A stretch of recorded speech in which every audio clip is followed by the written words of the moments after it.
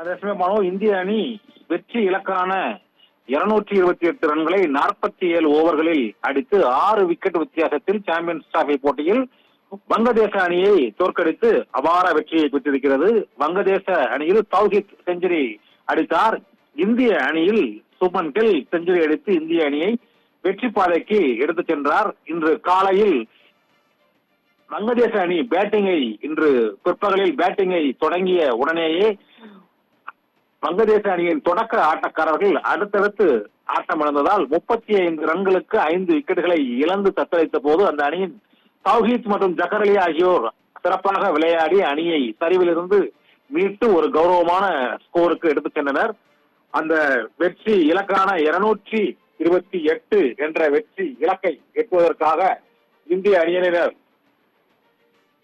இரண்டாவதாக களமிறங்கி விளையாடிய போது இந்திய அணியின் கேப்டன் ரோஹித் சர்மா, சுப்மன் கில் தொடக்க ஆட்டக்காரர்கள் சிறப்பாக விளையாடினார்கள். ரோஹித் சர்மா 41 ரன்கள் எடுத்து ஆட்டமிழந்த நிலையில் சுப்மன் கில் 100 ரன்கள் குவித்தார்.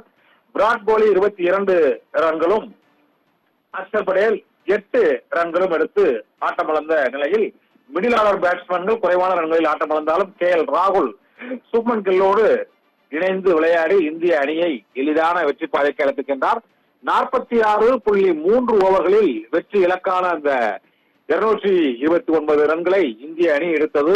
சுப்மன் கில் சிக்ஸருடன் இந்திய அணியை வெற்றியை அவர் வாங்கி கொடுத்தார். 6 விக்கெட் வித்தியாசத்தில் சாம்பியன்ஸ் டிராபி போட்டியின் முதல் போட்டியில் இந்திய அணி வெற்றியை சுவைத்திருக்கிறது.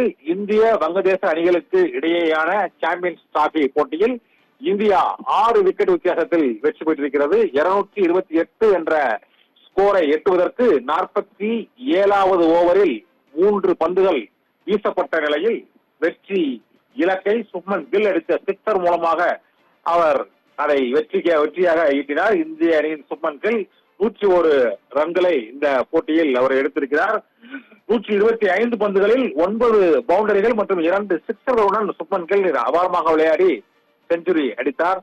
இந்திய வங்கதேச அணிகளுக்கு இடையேயான இந்த முதலாவது சாம்பியன்ஸ் டிராபி போட்டியில் 228 என்ற வெற்றி இலக்கை இந்திய அணி எட்டிய 6 விக்கெட் வித்தியாசத்தில் வெற்றி பெற்றிருக்கிறது.